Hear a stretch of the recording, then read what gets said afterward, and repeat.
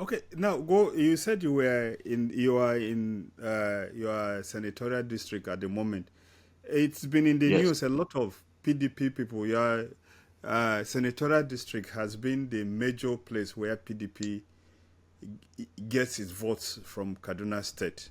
Now we've had recently a lot of people from the southern Kaduna senatorial district decamping to APC. Don't you think that is the way people will go in 2027? No.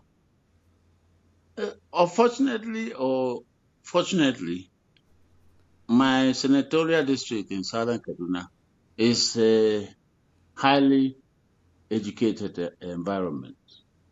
And we also know that some of the people that decamped not in good faith.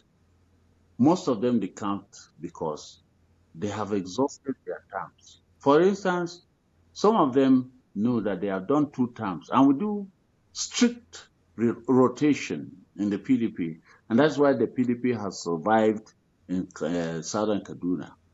We insist that rotation should be respected, and we make sure that after your term, another person comes up. But some of these people realize that having exhausted their term, they cannot attempt to run the same ticket. The PDP will not allow them because we respect our zoning formula. And because they know that they cannot attempt in good faith to get the same ticket, they come to the APC, which has no membership. And the thing is a cheap ticket for them to go and get tickets and come and contest the election. They will lose the election, I can assure you.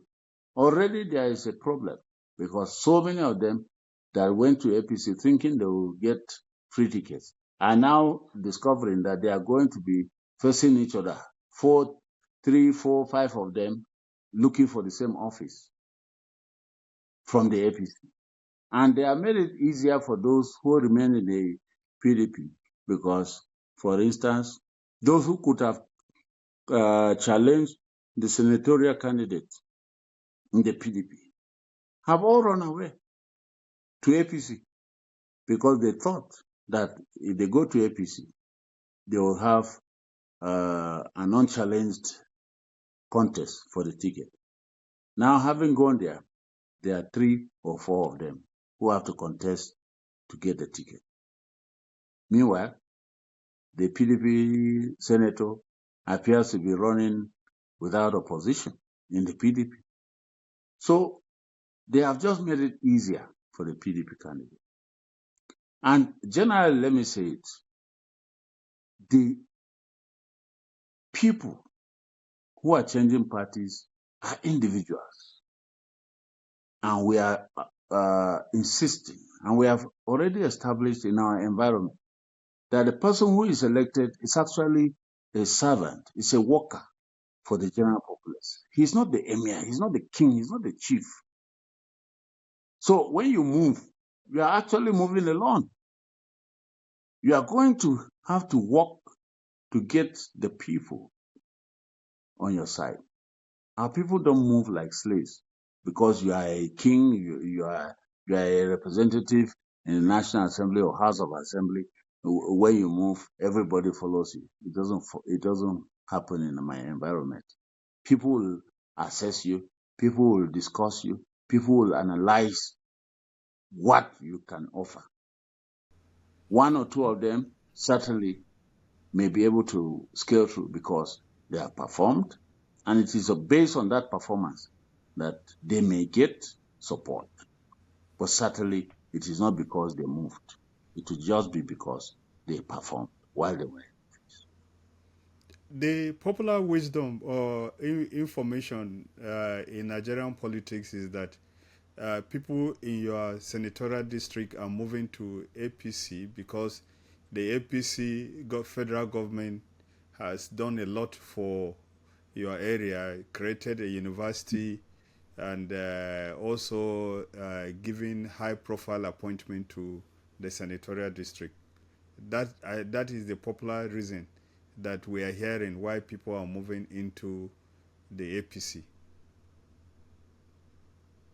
Well, I don't know what they mean by top profile appointments, because we have, for the first, I mean, it's not the first time that we have a chief of defense staff from Southern Kaduna. General Martin Luther Agway is still alive. He was chief of defense staff. The late General Mama, whatever his name is, he was from Southern Kaduna. He was chief of army staff after General Agway. We have Air Admiral Iko. He was chief of naval staff from Southern Kaduna. All in the past administration. We have the former GMD of the NNPC, all from Southern Kaduna, under the past administration. The only appointment we have today is the appointment for the chief of defense staff. And like I said, he earned it. That is a thoroughbred professional. You can't fault him. He is well groomed, he is articulate, he is sound, and he knows his work. So he earned the appointment. It's not a favor to Southern Kaduna that he was appointed. So he is performing, and it is on record that he is doing well. So the APC cannot raise the issue of his appointment as a basis for patronage in Southern Kaduna. We have had this and many more appointments in the past. And as I said, there is no reason why people should becloud themselves with this discussion, because there is nothing like it's not a new appointment. We have had it before. And those who occupy those positions perform creditably, and they discharge their duties very well in the past or previous appointments. So now, on the final word on this politics, what do you think? What is your opinion about what is going to happen to the PDP? Some people believe that the PDP may have outlived its usefulness, that it was created to get the military out. The military have gone out, and so PDP now is an organization that has no mission. That is why it is tottering. What will be your response to this? I agree that there are problems, but these problems are not exclusive to the PDP. All the political parties in Nigeria have problems. The APC has not had a NEC meeting in the last 2 years. The Labour Party is engulfed in leadership conflicts. There is no clear leader of the Labour Party as we speak. PDP is the only party that has a national chairman, even if in acting capacity. We have structures all over the country. We have governors. The APC cannot boast of democratic credentials more than what the PDP has. We have a situation where Nigeria is faced with a comparison. We must compare.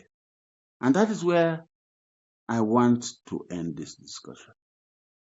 During the days of the PDP, everybody can attest to the fact that Nigeria was being driven into the newest developmental country in the African hemisphere. Nigeria was being lauded as the fastest developing economy. As of 2014, I have records that show that all over the world, Nigeria was being seen as the next destination for investments by all capitalist or socialist countries. And everybody was looking up to Nigeria. Unfortunately, the APC took over power in 2015. And for 8 years, we went down the drain. When President Bola Tinubu took over, many people, including me, believed that there was going to be a paradigm shift towards progress, towards good governance, towards self-sustainability. We can't see that happening today. I am sad that Nigerians are disappointed. Nigerians are in trouble. My community or my environment, the Middle Belt, is once again engulfed and centered or targeted for killings. And the government is speaking as though it is still in a stupor. Nobody is saying the right thing. The last statement issued by the spokesman for the president indicated and suggested that the government is completely unaware or lost as to the basis and the reasons or why the Middle Belt is being killed, the people are being chased from their homelands, the land is being grabbed, and nobody is saying anything. This is not what we expected from the APC. With all the campaign that they launched, especially prior to 2015, promising Nigerians electricity, promising Nigerians security, promising Nigerians development and good governance. We have not seen it. And for me, those are the issues that should bother anybody in the 2027 elections. Are we better off? Are we okay? Is the country more structured and more advanced in terms of peace, in terms of development? That should be the issue, and that should be the discussion, not the issue of political parties. I believe that Nigerians must question whether they are okay, they are better off today.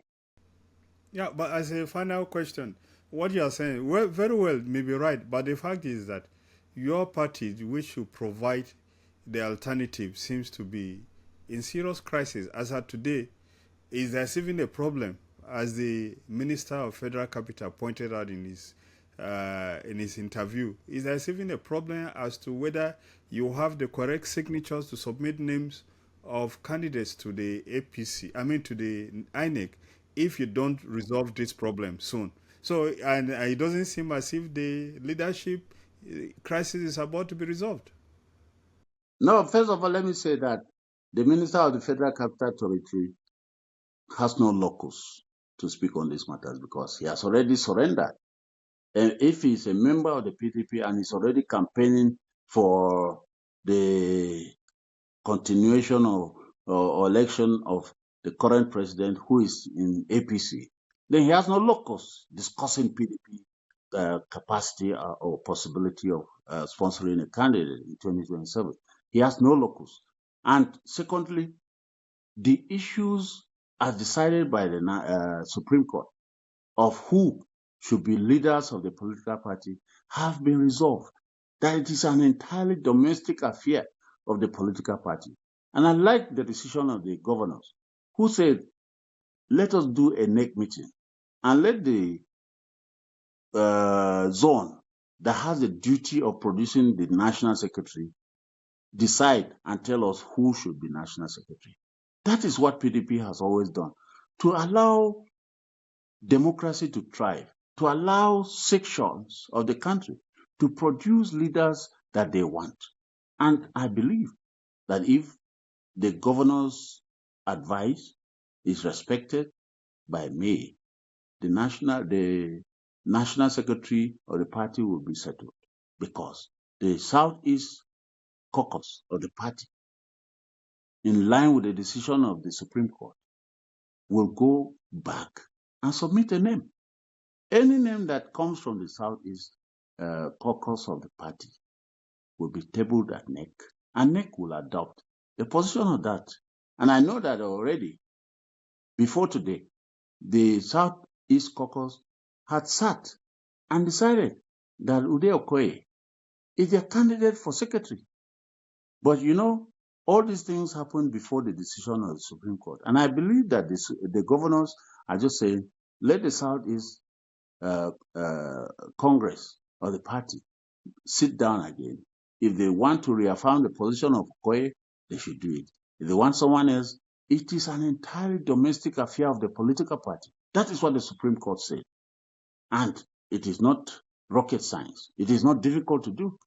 And I know, since the governor of Enugu State, who is the highest ranking member of the party from that area, plus the chairman of the board of trustees have taken a position on this matter, it should not be difficult to agree or take a decision upon. So it's not a very difficult issue. The minister of the Federal Capital Territory should shut up. He has no locus to discuss this matter because he's not even from the Southeast. Well, in the last few minutes, we have been speaking with Barrister Mark Jacob, former National Legal Advisor of the People's Democratic Party and also former Commissioner of Justice and Attorney General of Kaduna State. Thank you for availing us your presence today. Thank you so much. There.